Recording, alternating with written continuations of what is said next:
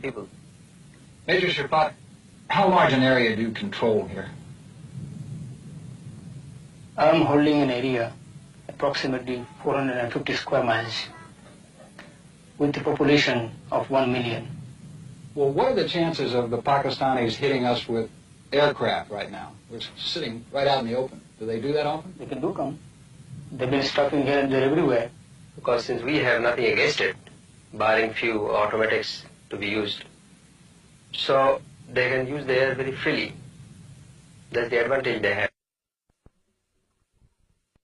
Bad weather, stormy day, cloudy day, we take the advantage. And moreover, since we operate at night, they can do nothing to us at night. What sort of tactics do you use to overcome the Pak Army's tremendous superiority in firepower? We do not give them a pitch battle, because in that they have the advantage.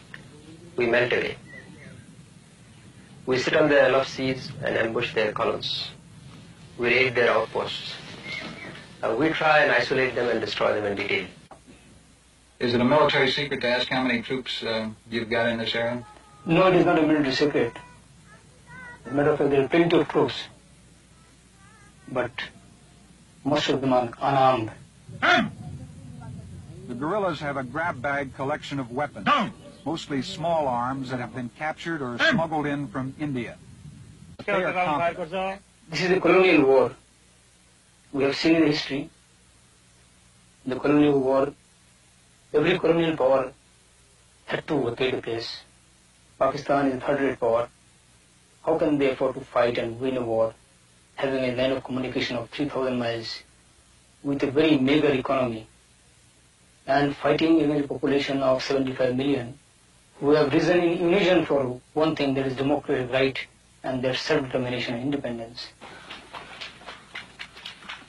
As we traveled through the area held by the Mukti foes, we visited several towns, all of them fortified with bunkers and anti-aircraft machine gun positions. This town is called Ramari. Its pre-war population was 5,000, but the number has gone up with the influx of refugees from areas controlled by the army. The West Pakistanis were driven out of here 6 months ago. Since then, the guerrillas have been in complete control, and the local population seems to like it. The towns in the areas controlled by the Mukti Fauj guerrillas are as near to normal as you could ask, except for occasional air raids. One of the interesting things inside the rebel areas is the way the Bangladesh has set up a complete civil administration. There are policemen here, there are judges, there's a town administrator, public health service, although they don't have much to work with, even a newspaper. The local Bangladesh government is even self-supporting. They impose a nominal tax on the major export crop of the area, that's jute, and from that they finance all of their civil activities and some of their military activities. West Pakistan. America is known to be a symbol of democracy. It has produced men like Lincoln and Jefferson. Today we are fighting for our democracy, the democratic right.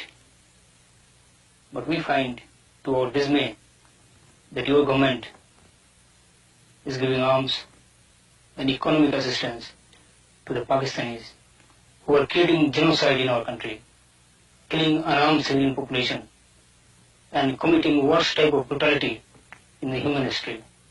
So we want our independence. We want an independent Bangladesh.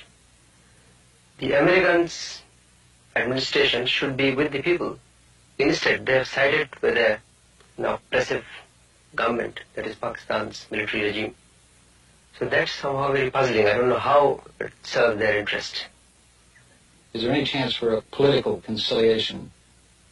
Only political solution is that, is on one point, there is our independence and complete liberation of this area.